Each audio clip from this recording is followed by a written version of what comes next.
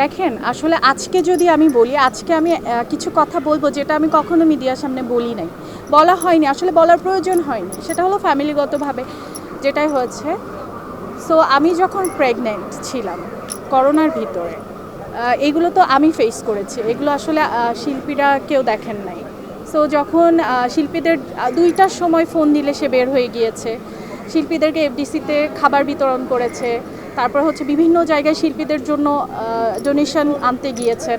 So সব সব ব্যাপারে এত বেশি ইনভলভ ছিল, জানেনই তো করোনার সময় তো ওইভাবে মানুষের সাথে দেখাও করাটা মানে পসিবল ছিল না। সো তখন সে করেছে। এরকম হয়েছে যে আমি প্রেগনেন্ট, আমি অনেক অসুস্থ, আমি হাঁটতে পারি না। ওই রুম থেকে ওই রুমের দরজার সামনে, আমি এই রুমের দরজার সামনে, ও আমার সাথে কথা বলতেছে যে নীর তুমি, আমি রাগ করছি, সে বলতেছে নীর তুমি কষ্ট পেও না, আমি আসছি, তুমি কষ্ট পেও না, বাট আমি আসতে পারতেছি না, তুমি জানোই তো আমি মানুষের ভিতরে গিয়েছি, আমি আসতে পারতেছি। দেখেন এই কথাটা বলতে গেলে আমি অনেক দিন পরে এই ধরনের কথা বলছি, কারণ এইগুলো জিনিস না ঘরের জিনিস, না বললে আসলে কেউ জানবে না। সো যখন সে এই জিনিসগুলো আমার সাথে হয়েছে, এখন আমি ফিল করি যে সে শিল্পীদের জন্য এত করে কেন, এত ভালোবাসে কেন, যেখানে আমি অসুস্থ, যেখানে সে তার বাচ্চার জানে যে এটা আসলে ভাইরাস লেগে যেতে পারে। সো আমরা কিন্তু 1 মাস এরকম ডিস্টেন্স আলাদা ছিলাম, তখন কিন্তু আমার খুব দরকার ছিল যে হাজব্যান্ড পাশে থাকার। আমাদের পরিচয় সিনেমার মাধ্যমে। আর এটা হয়তো আগেও শুনেছেন যে আমাদের পরিচয় ছিল আগে থেকেই, আর আমরা রিলেটিভ। সো এই আমাদের সিনেমার মাধ্যমে যখন পরিচয় হয়, আমরা সিনেমা করতে করতে প্রেম হয়, প্রেম করতে করতে বিয়ে। 13 বছর পরে যদি স্ট্রাগলের কথা জিজ্ঞেস করে, তাহলে আসলে ওইভাবে বলা যায় না। স্ট্রাগল ছিল কি, বিয়ের পরেও আমরা অনেক 6-7 মাস আমাদের মানে ডিস্টেন্স ছিল, সবাই জানতো যে আমরা কাজ করছি, হিরো হিরোইন পরিচিত এই। আর হচ্ছে তাছাড়া হচ্ছে স্ট্রাগলটা বলতে গেলে কি, বিয়ের পরে যে, কারণ আমরা কেউই স্টাবলিশ ছিলাম না, সত্যি কথা বলতে। স্ট্রাগল যদি বলেন তাহলে লাইফ নিয়ে কীভাবে স্ট্রাগল করেছি এটাই, কারণ আমরা তখন কেউ স্টাবলিশ ছিলাম না, স্টাবল ছিলাম না নিজেদের। আমি যেহেতু এখন বিজনেস করছি, এই দিক থেকে আমরা স্টাবলিশ ছিলাম না।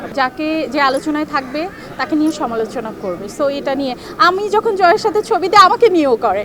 সো এটা যাকে নিয়েই দিবেন না কেন, একটা মানে ABCD যাকে নিয়েই দিবেন তাকে নিয়েই হচ্ছে। তো আমার হাজব্যান্ডকে সবার সাথে প্রেমে জড়ায় দেয়। আমার হাজব্যান্ড তো লাভার বয় হয়ে গেছে। যারা ভোটার আছে তাদেরকে একটা কথাই বলবো, ভোট দিবেন। আমি যেহেতু আমাকে বলতেই হবে, সো যোগ্য নেতাকে ভোট দিবেন। আমি খালি একটা জিনিসই বলবো, যে শিল্পী সমিতির জন্য কাজ করবে, যে প্রতিটা শিল্পীর জন্য কাজ করবে, যে শিল্পীদের পাশে দাঁড়াবে, দুঃখে কষ্টে আনন্দে সব সময় শিল্পীদের পাশে দাঁড়াবে। একটু আমি বলবো রিমাইন্ড করেন, চিন্তা করেন কারা ছিল, কেন ছিল, কখন ছিল, এই জিনিসগুলো একটু রিমাইন্ড দিলেই তারা বুঝতে পারবেন যে কাকে ভোট দিবে। আমি যতটুকু দেখেছি এই প্যানেল, ওই প্যানেল, সব প্যানেলেই সব লিজেন্ডরা দাঁড়িয়েছেন। রোজিনা আপু আমার পার্সোনালি খুবই পছন্দের এবং ভালোবাসায় আমাকে খুব আদর করে।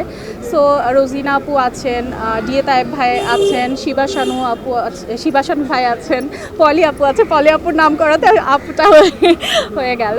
যাই হোক, সবাই যারা আছেন সবাই পরিচিত এবং অনেক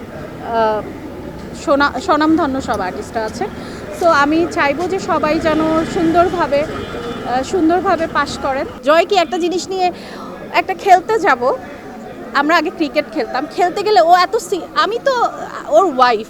সো বল করার সময় তো এতটুকু চিন্তা করা উচিত ছিল, ওই পাশে আমার ওয়াইফ আছে, এমন জোরে বল করবে যে আমার যেখানে যেখানে লাগে একদম কালো কালো হয়ে যায়। তো ওই ব্যাপারটা আছে যে যখন দেখবে যে খেলা বা ও পুরো আমি শত্রু তার, তখন আমি পুরো শত্রু, আমাকে দেখতে পারবে না, তখন বলবে যে তোমার সাথে কথা নাই, তুমি অন্য দল, অন্য পার্টি। এই খবরের কাগজ, নিখাত, নির্ভীক, নিরপেক্ষ।